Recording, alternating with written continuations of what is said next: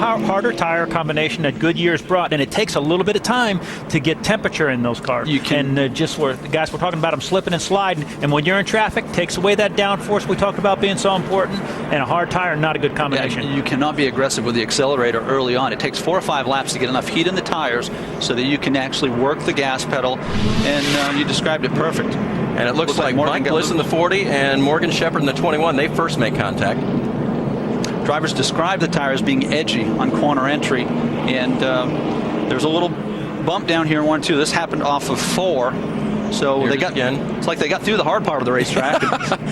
You know, it's funny though, off of 4 has been the hard part most of the day today. There you see Mousom getting into the 21 of Shepherd, but that happened in the middle of the corner, and 21 and 40 just getting loose.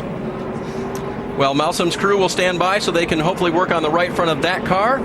As Taylor comes around, we are under caution here at the Iowa Speedway for the first time.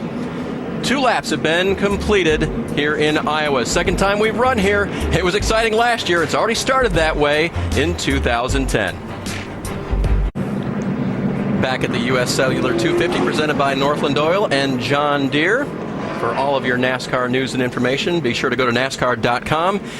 You'll get the latest if you log on to NASCAR.com. Well, speaking of the latest, we've been reviewing some video up here watching the 21 and the 40 get together. But, Ricky, you saw something else. Yeah, the 22 lost grip in the middle of the corner. And remember, this track doesn't have a lot of rubber up in the high side. He was up in no man's land. You don't want to be there, particularly early in the race. Great catch by the points leader. Championship leader Brad Keselowski at the beginning of all that, catching his car, and he is none the worse for the wear. Now, let's look at the restart because Trevor Bayne is back on the inside. The leader is actually Kyle Busch, Ray, and it looks like he's going to use it like he did at the start of the race. The leader gets to choose, and Kyle's chosen the outside. Yeah, this is something that we've seen here in the past before, but with that hard tire, I think you choose that outside so you can keep that momentum up. These Nationwide cars have certainly less horsepower than the Cup car, so it's important to keep that momentum up. And Ray, we're going to talk a little bit about room for error.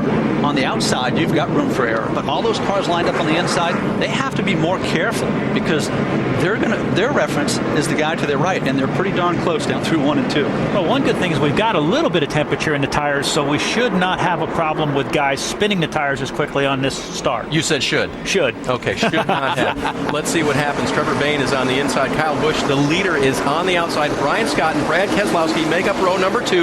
The green flag is back out, and we're back racing here at Iowa. And there you have it. Kyle immediately to the lead in that outside line. You're going to see Brad Keselowski try to pull the same move off the 2 that Kyle had at the start. Doesn't get it. Now he's transitioned down to the bottom. This is edgy getting in the corner. Really edgy. On the inside line, you're saying? It really is. Bayne holds him off. Keselowski maintains 3rd position. Brian Scott looking for a way through in 4. 3 wide right there on the front straightaway. Kevin Harvick going underneath of Stephen Wallace. Wallace in the middle, Jason Leffler up high. You know, when Stephen described this track to us, he said there were 3 grooves through the corners, and I guess he's right. They showed us right there. I thought he was talking like 20, 30 laps into the race. On warmed up tires. Well, apparently they've got their temperature up now. Look, showing you the front of the field there. Harvick in that 33. Remember, he went back and forth. David Mayhew from the West Coast practiced that car for him. Got a lot of laps on here. In fact, took more laps than anybody else all day long in the 90-minute practice session this morning. As you look at the front bumper of Leffler. Jason Leffler right now running in the 7th position. You're looking back from Kevin Harvick on board.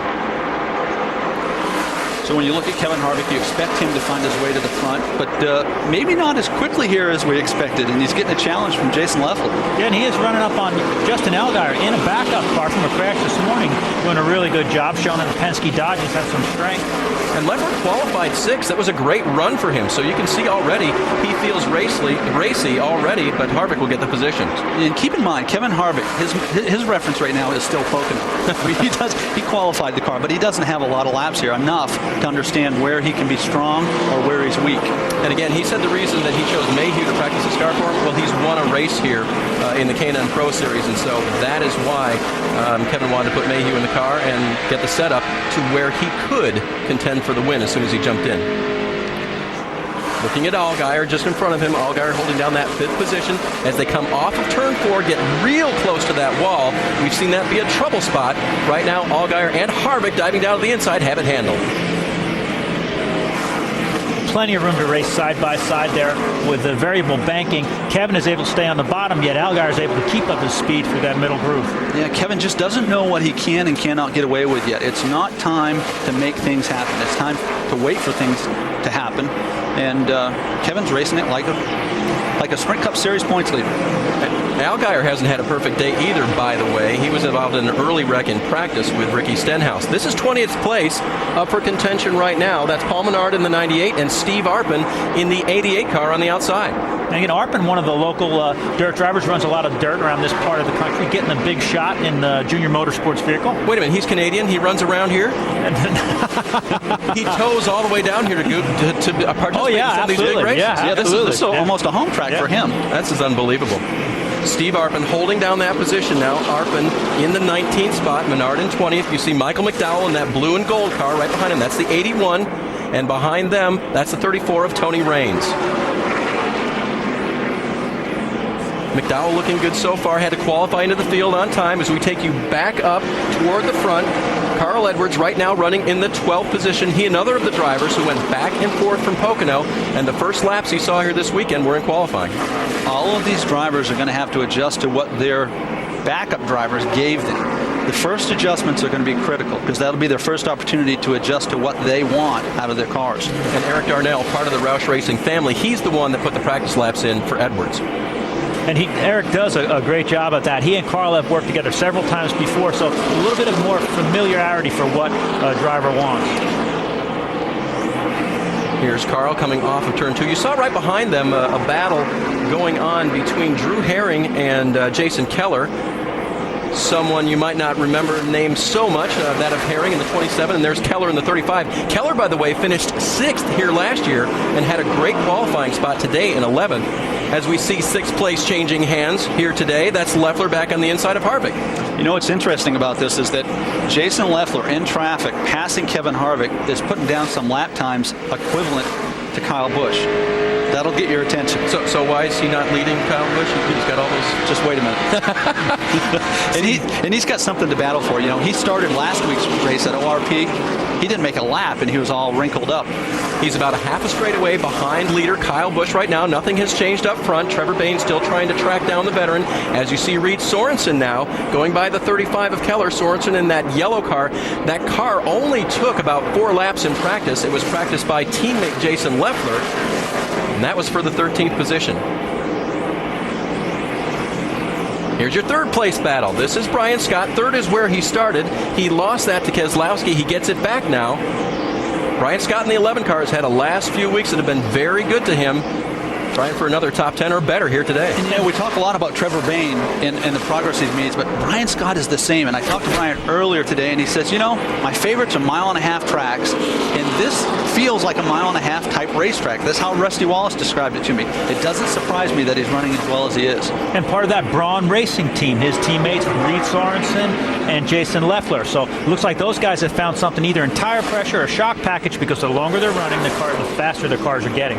Let's get more on the 11 of Brian Scott from Rick DeBrule. Well, talking with Brian just before the race, he said he was actually a little disappointed with this 3rd qualifying spot. He thought he had a front row car, just wasn't quite able to pull it off. But I was talking at the beginning of the race about the compromises he's running. He said you really have to set up for those long runs, but more importantly, you've got to be ready for that 2 or 3 lap dash that's going to happen. He's predicting those yellow flags that could be coming at the end of the race. Remember, he is a Rookie of the Year candidate. Right now, he's leading those points, so every finish he can get here will be critical. So far, his best finish of the year is 3rd. He'd like to do that or better.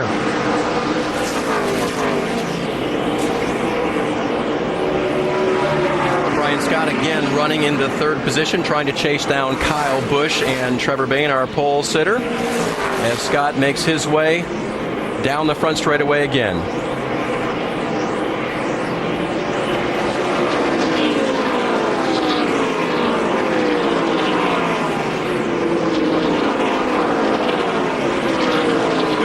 Those of you who have been watching tennis, you are joining us live at the Iowa Speedway in Newton, Iowa, about 30 miles east of the capital of Des Moines. And from the drop of the green flag, it has been all about that bright red and black number 18, Kyle Busch. He started 2nd on the outside of the front row, and he passed pole sitter Trevor Bayne immediately and has led every lap here so far. Now working lap number 24. completed 23 so far, and it looks like another day for Kyle. This is the 17th race that he has led this season, all of the races he's run, and that's an all-time record at